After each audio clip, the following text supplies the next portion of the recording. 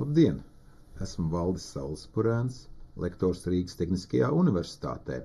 Strādāju ar dažādiem mākslīgā intelekta risinājumiem jau vairāk nekā 10 gadus, gan kā pasniedzējs, gan arī kā izstrādātājs. Tad apskatīsimies, kas īsti ir mākslīgais intelekts, kā to saprotam mūsdienās. Tieši sakarā ar to, ka ļoti daudzi mūsu skolēni, studenti izmanto šos jaunos rīkus. Tad klasiskā definīcija mākslīgam intelektam ir tas, ka mākslīgais intelekts ir datorsistēma, kur spēj veikt kādus uzdevumus, kurus tradicionāli prasītu cilvēka prātu, kādu cilvēka intelektu. Tikai jāatcerās, ka mākslīgais intelekts nedomā kā cilvēks. Tas darbojas ar datiem un statistiskiem modeļiem, un dod atbildes tikai bāzētas pēc būtības tikai uz matemātiku. Tur nav šī cilvēka saprātne, jeb apziņa. Lūk, ļoti daudz piemēru mums saprotami ir mūsdienās mākslīgā intelektā. Piemēram, automātiskā teksta labošana, ko visi droši vien esam izmantojuši, arī dažādas YouTube, TikTok, Spotify un citu vietņu rekomendācijas sistēmas ar iepirkuma vietnēs bieži vien ir bāzētas mākslīgā intelekta risinājumos.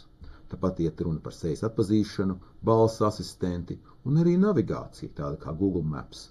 Turklāt paradoks. Tad, kad mākslīgais intelekts strādā veiksmīgi, to bieži vairs nesauc par mākslīgo intelektu. Vienkārši tas ir risinājums, un mēs aizmirstam to, ka tas vispār ir bijis mākslīgais intelekts. Savukārt, pēdējos 5 gados ļoti aktīvi mākslīgā intelekta nozarē ir attīstījies tā sauktais ģeneratīvais mākslīgais intelekts. Ar ko tad tas atšķirās no tradicionālā? Tradicionālā mākslīgā intelektā mums parasti ir uzdevums kāds atpazīst, klasificēt, kategorizēt, ieteikt, prognozēt kādas skaitliskas vērtības, pēc būtības strādāt ar kaut ko esošu. Savukārt, ģeneratīvais mākslīgais intelekts, tas rada jaunu saturu, bieži vien masveidā. Lai gan ģeneratīvais mākslīgais intelekts izmanto šīs klasiskās tradicionālās metodes, mākslīgam intelektam tas tieši atšķirās ar to, ar šo lielo jaunā satura ģenerēšanu. Kādi tad ir populārākie ģeneratīvie mākslīgā intelekta rīki ir sastopami mūsdienās? Pēc sarunām ar skolēniem un studentiem es teiktu, ka 100% izmanto ChatGPT. Tāpat ir populārs gan Google Gemini, gan Microsoft Copilot un daudzi dažādi citi rīki, kas saistīti ar teksta veidošanu. Savukārt attēlu ģenerēšanai populārs ir DALL-E, Midjourney, Stable Diffusion un arī citi rīki. Tāpat ir dažādi video, audio un arī datoru programmu, koda ģeneratori un daudz citi rīki. Tikai jāsaprot šīs dažādās iespējas, nav uzreiz jāsalīdzina, tikai jāatcerās, ka gandrīz katru nedēļu kāds jauns rīks parādās.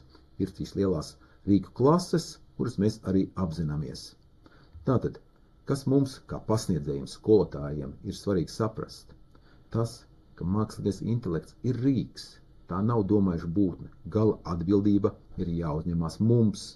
Bet kritisks moments ir tāds, ka ģeneratīvais mākslīgais intelekts maina mācīšanās un vērtēšanas pieejas. Laikā, kad studenti un skolēni spēj ģenerēt pilnīgi perfektus risinājumus dažādiem mājas darbiem, mums ir jāmaina pieeja.